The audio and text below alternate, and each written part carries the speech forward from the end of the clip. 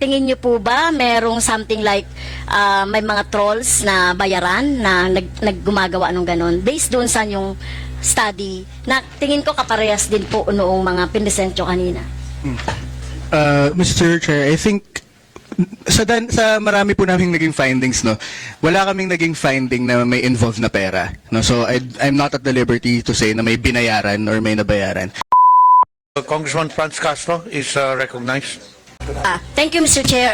Ito po, no, yung tungkol po doon sa, I know, yung red tagging po, Mr. Chair, meron na diyang mga jurisprudence, ang Supreme Court, meron na rin sa mababang korte, etc. So, nagpapatuloy pa rin po ng mga red tagging, Mr. Chair. So, we consider it, yung red tagging, hindi lang po yan, fake news, threat din po yan sa buhay ng mga taong nire-red tag, mga aktivista, mga pangkaraniwang farmers, mga workers, etc. So, dito pa sa DOJ, Mr. Chair, so paano ba natin tinitignan yon, Mr. Chair, no? Lalong-lalo na, Mr. Chair, kung ang nagpo-propagate ng red tagging ay mga members or mga employees ng government, like the military or PNP, DOJ. Mr. Chair. Yeah. The DOJ, Mr. Chair. You're asking the DOJ representative. Yep. Please reply, DOJ. Hello, good afternoon. Yes, sir. Thank you, Mr. Chair, and the distinguished Congressman, Honorable Castro.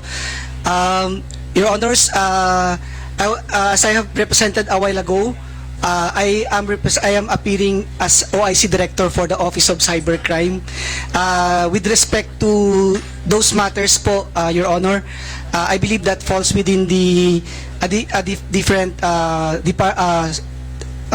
office of the DOJ, which is particularly, it can be with the Office of the Secretary or the National Prosecution Service. So I believe that there was no representative from the NPS which was invited for today's proceedings, Your Honor. And as I said, I cannot comment on that since I am appearing for the Office of Cybercrime in my capacity as the officer in charge, Your Honors. Okay, so meron bang pwede? Kasi ito gumagamit din kasi ito ng mga social media, no?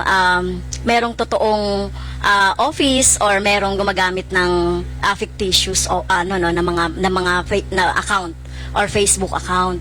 So paano kaya ang relief ng mga pangkaraniwang tao?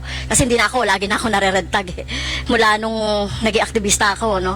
Na-red tag na. So paano po ito pa kaya ang relief ng ating mapangkaraniwang mamamayan, kasi ito ba ay pasok po doon sa tinatawag nating mga cyber libel or whatever, kasi pero for disclosure lang po, hindi rin po kasi kami believe na i-criminalize ang libel o kaya ang mga cyber libel, dahil napaka thin line, may thin line kasi yung freedom of speech tsaka yung mga kung ano mga opinion.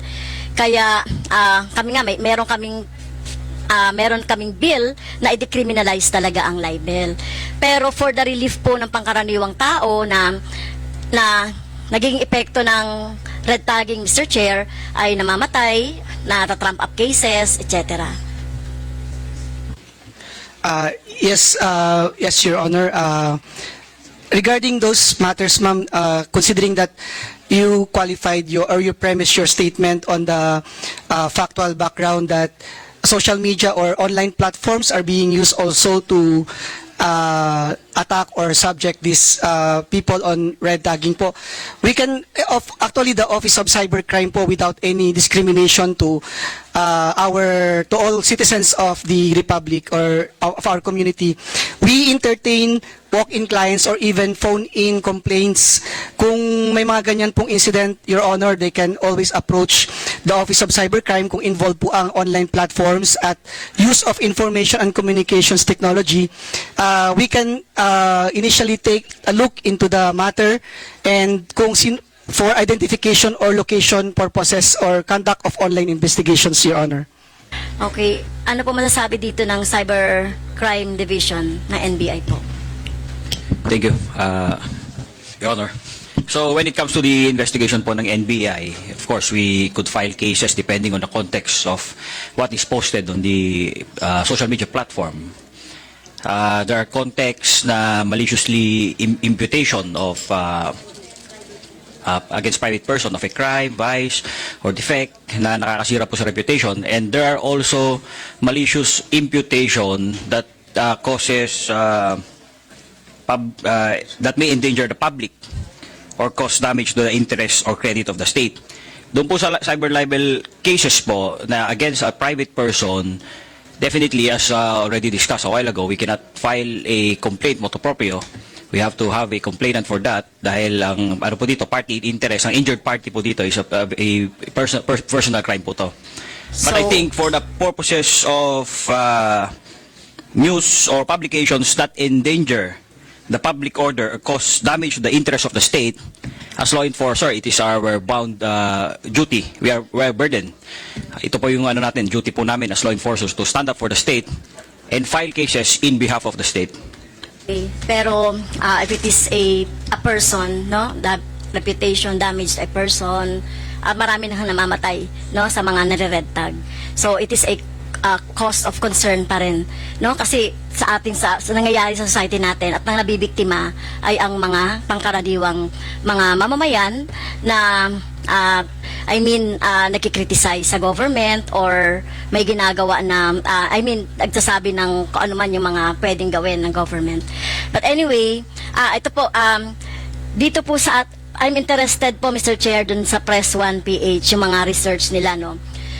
So, nakikita po natin yung source noong mga behavior ng mga data na nilalabas sa social media.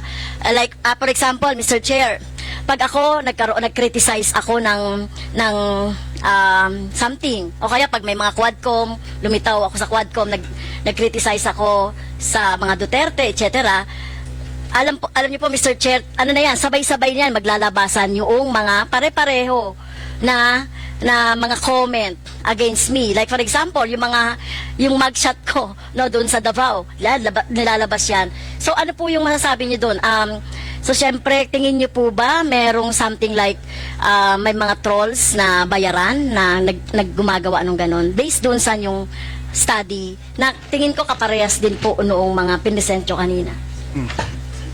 Mr. Chair, I think sa marami po naming naging findings, no, wala kaming naging finding na may involved na pera, no. So I'm not at the liberty to say na may binayaran or may nabayaran.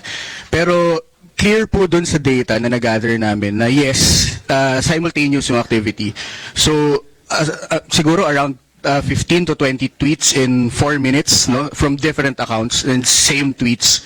Ganun yung character po ng activity. And all of this amounted to 1,200 tweets na monitored na namin. So marami pa po kaming hindi pa nahahanap na tweets na lumalabas that follows the same pattern. No, pero when it comes po sa bayaran ideas, wala po kami nakitang ganun so far. Ganun din po ba yung behavior pag TikTok? Kasi may ganun din. Alba, naglabas ka ng content.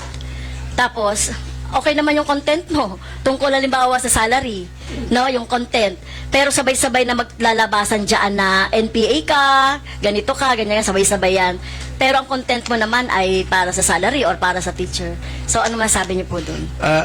Mr. Chair, I think sa labas po ng investigation namin, other news agencies and investigative organizations have already observed similar findings, no.